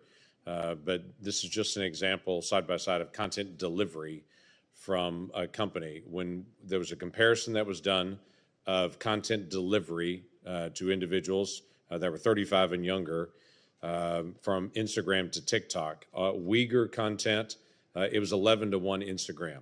So TikTok hardly delivered it. 11-to-1, that if someone was talking about Uyghurs, Instagram was talking about it, TikTok wouldn't. In Tibet, any conversations about Tibet, 41-to-1 Instagram to TikTok, TikTok just screened it out. Tiananmen, in the Tiananmen Square, 80-to-1. Content on Tiananmen Square. This is among Americans, by the way. Hong Kong protests, 180-to-1. That seemed to be a conversation that was discussed on Instagram that just didn't show up on TikTok for whatever reason. Ukraine, 12-to-1. And this one was interesting to me. There's 50 times more pro-Palestinian content on TikTok than pro-Israel content. Now, I say that to you to say, there's a sense of an outside foreign influence, in this case owned by a foreign entity, trying to be able to deliver content to the United States to affect the national conversation. That's the challenge that we have, because there's not a challenge on what what Americans want to be able to talk about. The challenge is a foreign entity reaching into the United States and saying, hey, I want to try to influence you by delivering content to your box that may try to sway opinions on this. So two things I would say on this. First of those is the concern is for not just a TikTok or to a foreign entity, a Russia, an Iran, trying to be able to put bad content in, misinformation, disinformation, but it's also the feeding of the quantity of the algorithm. This is an area that Americans have got to be able to rebuild trust, that I would tell you there's a lot of suspicion, because the delivery of what content is actually coming to your feed is an area of skepticism, whether that is in a Google search or whether that's in whatever they're getting from a social media network on it. How do we actually set in front of American people enough transparency that there's a trust that it's neutral in what is delivered, yet your task is to keep people looking at the screen all day, so you're trying to feed them information they want to see more of? How do we hit that rhythm on it? Because that'll be important just for Americans, period, in our own dialogue. Anybody want to try that one? I'll try, Senator. I think, Senator, you pinpoint a very important issue, which is algorithms, in a sense, deal with a practical problem, which is there's an almost infinite amount of content that you can show people, but of course, people have only got a limited amount of time they're scrolling on their feeds, so you have to somehow rank and funnel it. I believe the way to square the circle that Senator, you quite rightly allude to is giving people confidence that these algorithms are working for them and not against their interests is firstly to give people real controls. So for instance, on our services, you can just turn the algorithm off. You can just have it chronologically delivered instead. You can click onto the 3 dots and you see exactly why you're seeing a post.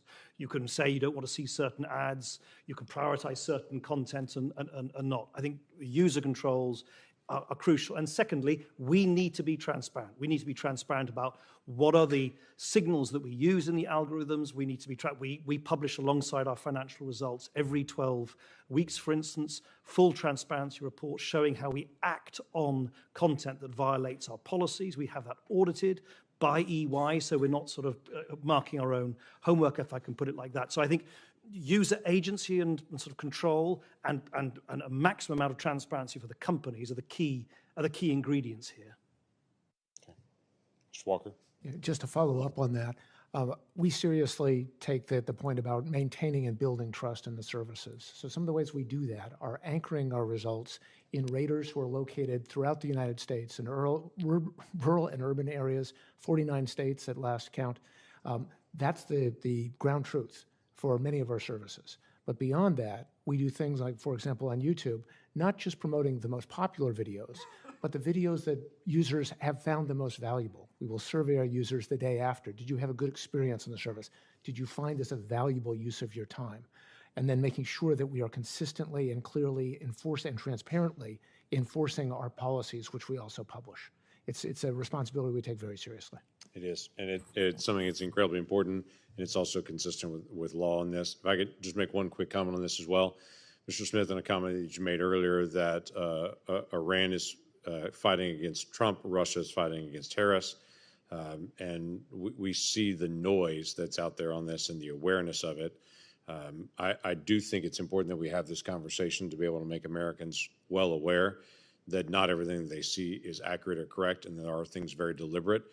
But one of the challenges that we have that we've got to figure out, both as a committee and both from you, is attribution, that when something shows up, how to be able to designate it, here's where that originated. Because by the time it gets shared 50 times through different places, people don't know where it originated anymore. So there's one challenge of taking off content that's Russian content, Iranian content that's deliberately mean to attack and to disturb Americans in whatever way that may be. But another one is to be able to make sure that when it gets out there, people are well aware of it. We can't tell the story of this is disinformation, misinformation, unless we get fast attribution on that. And that's something we got to be able to work out. Amen. And you know, again, I've got critiques of all 3 of these companies, and I'll come back to some of those. But on this one, they have been more forward-leaning, because if they don't share that by the time the IC or law enforcement picks it up, it may be too late. Senator Ossoff. Thank you, Mr. Chairman, and thank you all for joining us. On that point about attribution and identification of foreign covert influence, Mr. Walker, give us a sense of your independent capacity, absent case-by-case warning or notification from the U.S. government of content on your platforms that is foreign covert influence. It is challenging, as was talked about earlier. Russia has moved beyond paying for things in rubles and only working between 9 and 5 Moscow time. So they're increasingly making it more difficult to identify things. That said, we have more than 500 analysts and researchers working with our Mandiant team, Google Threat Intelligence, who are tracking between 270 and 300 different foreign state actor cyber attack groups at any given point, tracking activities, metadata, et cetera, feeding that through our services and sharing it with the security teams that are represented here and elsewhere in the industry, and also working with the FBI's Foreign Influence Task Force. Let me put it this way. Do you think you're mostly across it and playing whack-a-mole, or do you think you fundamentally lack the ability to know how much you don't know? I think the humble and probably accurate statement would be the latter, because the adversaries are always moving forward, and it is a constant cat and mouse game. And when you mentioned earlier using machine learning or algorithmic tools to try to identify it, is that on the basis of network activity and posting tactics, as opposed to content where there's a risk of collateral damage? You might suppress bona fide American speech, because oftentimes what the foreign actors are amplifying resembles perhaps extreme or polarizing speech that's happening organically in the country? It's a deep and important question, and the answer differs to some degree across the different platforms, because a pure social network, as Mr. Clegg was referring to, will have more behavioral information. We may have more content-related or metadata-style information. We do try and share across the different platforms where we can, but inherently there is some sort of assessment of the nature of the content. We talked a little bit about provenance and AI, or metadata and AI. That's going to be a component of it. Network activity is a component of it, and then behavioral signals will also be a component of it. Okay, in addition to attribution, let's talk about authentication. Mr. Smith, you mentioned the Slovakian example, I believe.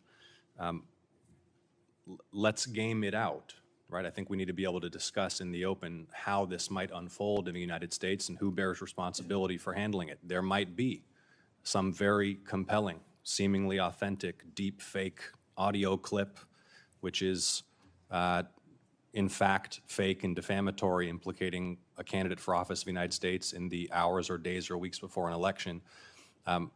How confident are you that either you or another private sector actor or somebody else has the capacity to identify it as fake, particularly where we can't rely on one campaign or the other necessarily to, in good faith, acknowledge that something which is useful to them because it deliberately defames and mischaracterizes the statements or conduct of their political opponent isn't real?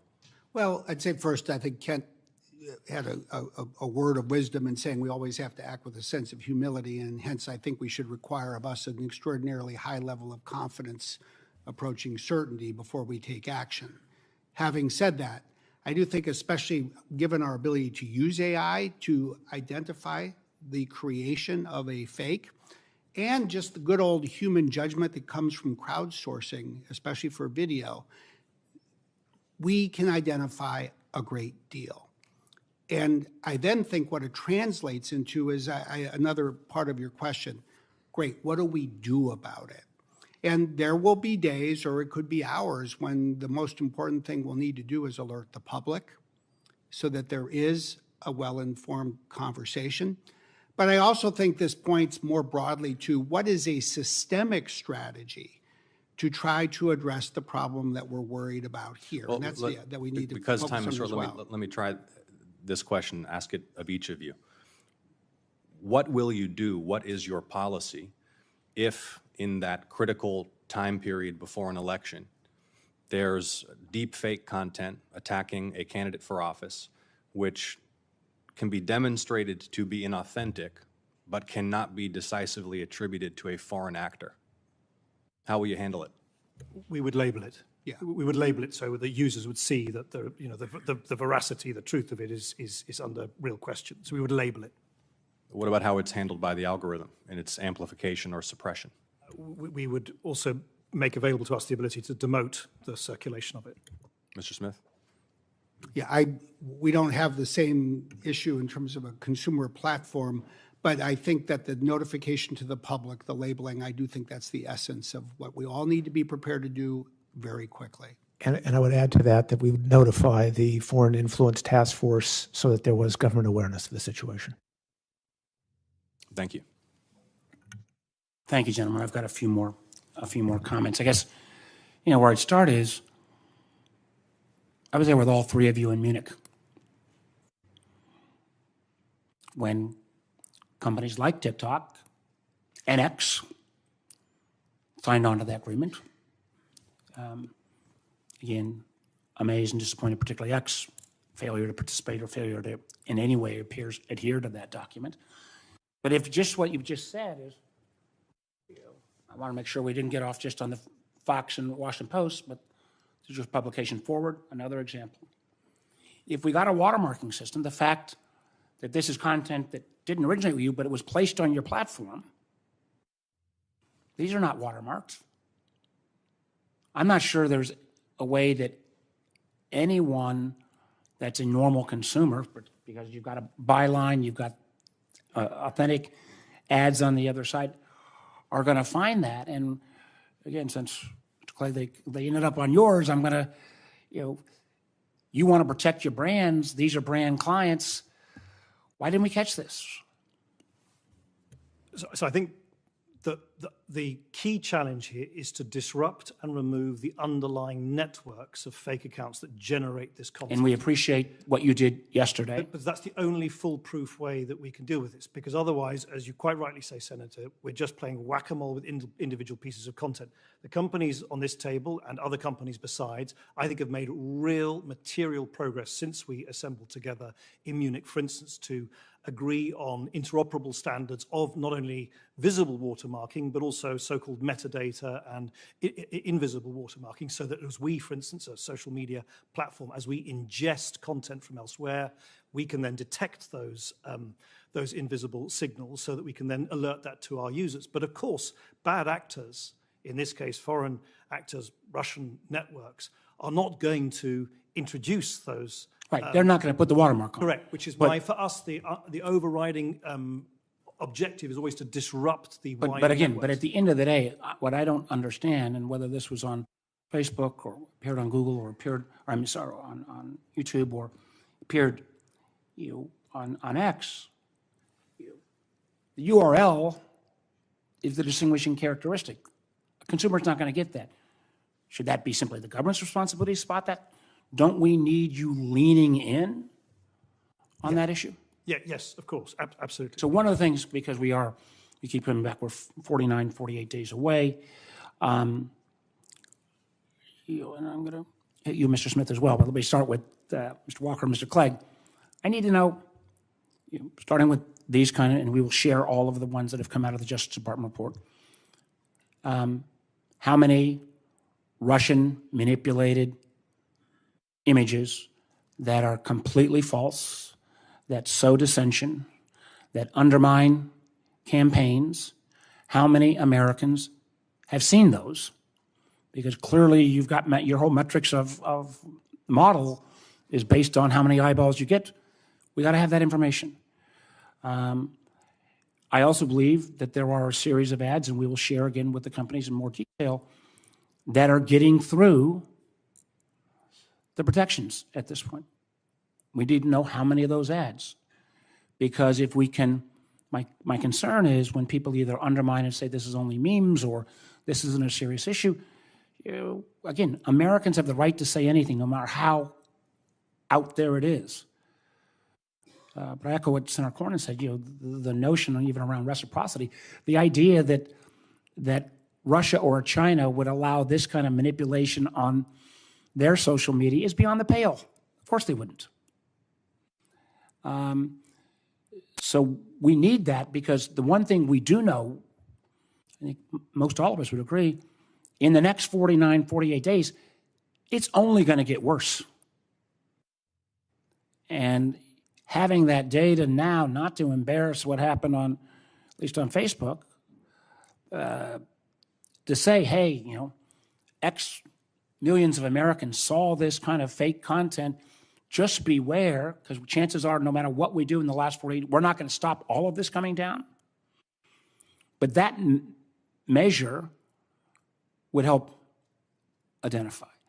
I also think on the ads. I mean, I know it's gotten better. Mr. Walker, you mentioned the fact that we don't take you don't take payment in rubles anymore from 9 to 5 Moscow time. But there's still a ton of this getting through, and we need better data at this point. So I'll expect that very shortly. And if you still have colleagues or friends at X, I sure as heck would invite them to actually be part of the solution as opposed to simply trying to be part of exacerbating sometimes the problem. And we have those who don't play. I mean, X, TikTok, then with this whole set of the Discords, the Telegrams that are others that they almost, in some cases, pride themselves of giving the proverbial middle finger to governments all around the world, which I think raises huge issues as well. So I'd like to have that information. I think Senator Ossoff has got one more, and as soon as possible, and I'll have one last closing comment. Senator Ossoff.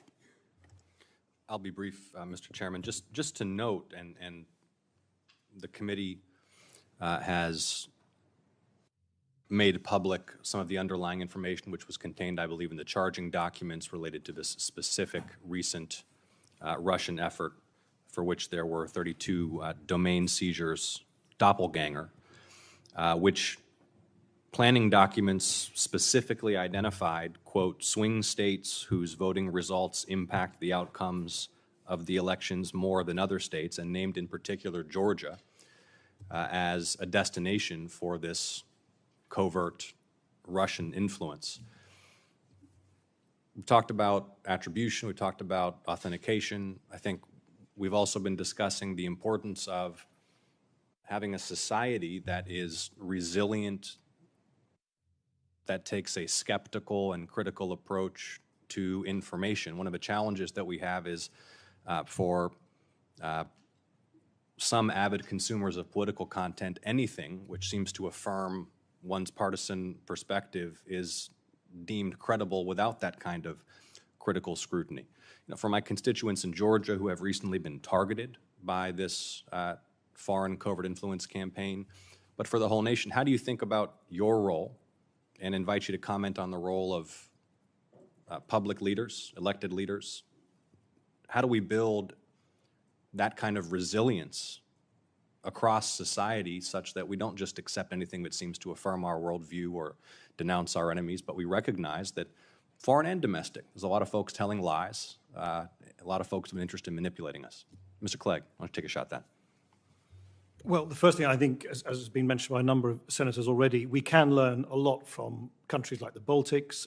Moldova, I think, is a country right in the front line now, facing a lot of Russian interference. Taiwan, the Taiwanese election recently, all of these countries in different situations were dealing with major adversaries who were trying to interfere in their elections. And public skepticism, voter skepticism, is probably the greatest antidote to a lot of this. And I do think political leadership can play a role in fostering that. The other thing which I think is crucial, and that's on us, is every time we find networks like that, we need to share that as widely as possible with researchers, with our colleagues in the tech industry, with government. So for instance, we now publish every 12 weeks an adversarial threat report, done so in the last few years. And doppelganger, Senator, you mentioned doppelganger.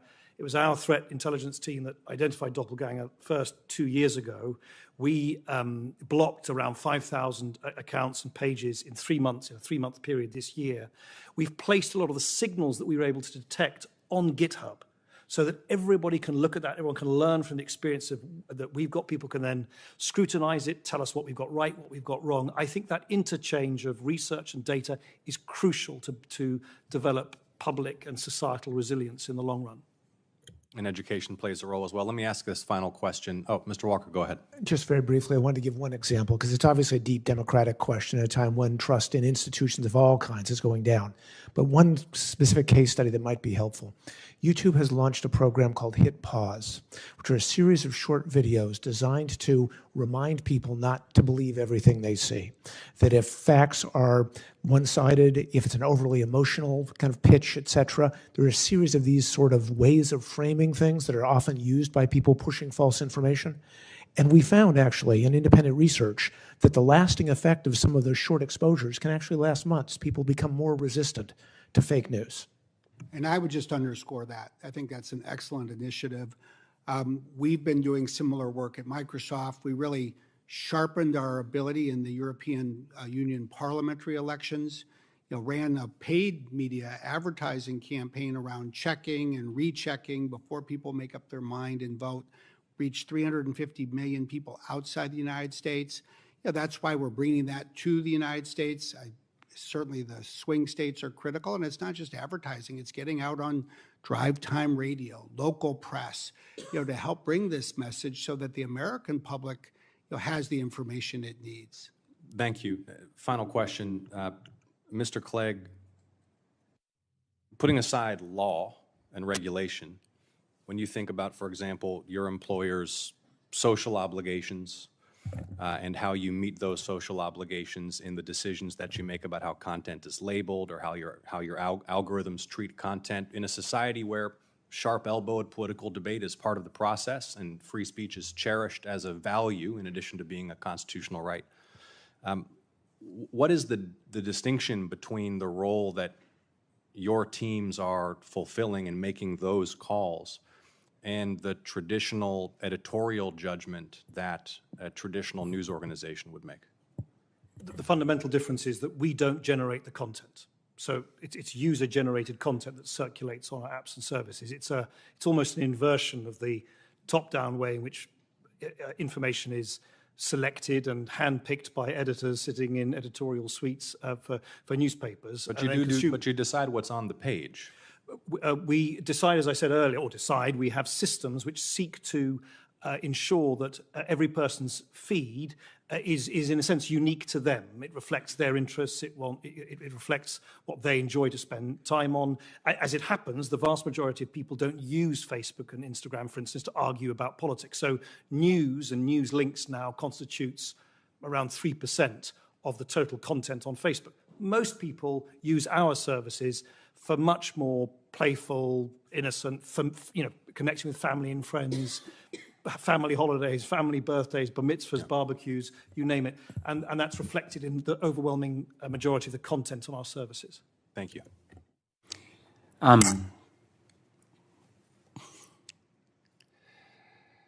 That sounds to me like a backhanded description around protection around Section 230, which I fundamentally disagree with you on. And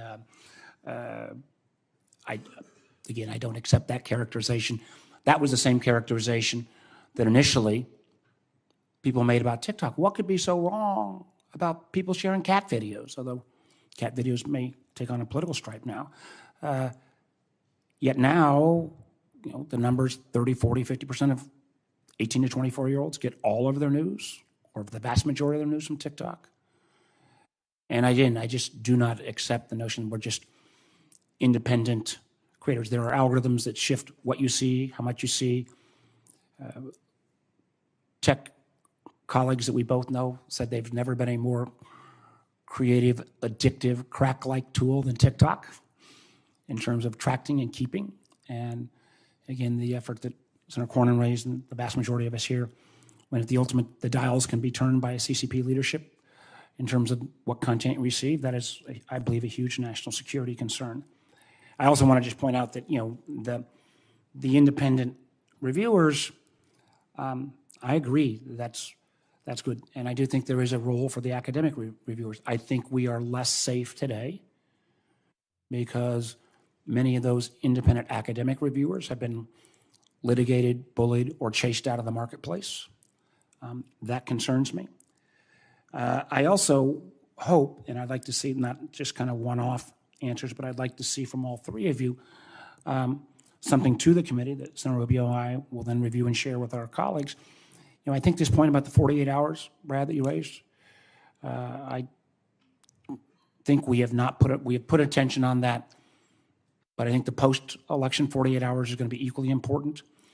And I'd like to hear with specifics what kind of surge capacity each of your institutions are going to have as we get closer, because I'm not going to litigate here whether you've cut back or not your content.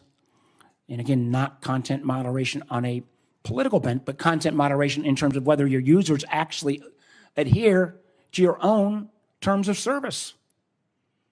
I would simply state for the record, the overwhelming majority of outside observers, I think across the political stripes, have said most of you have cut back. But you made your points.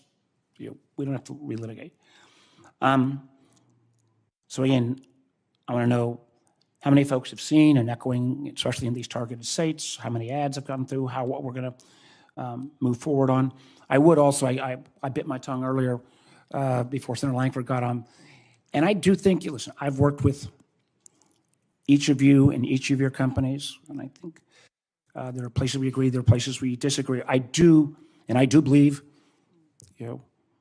Congress's batting record on social media platforms and on AI is virtually zero in terms of laws being passed, maybe with the exception of TikTok.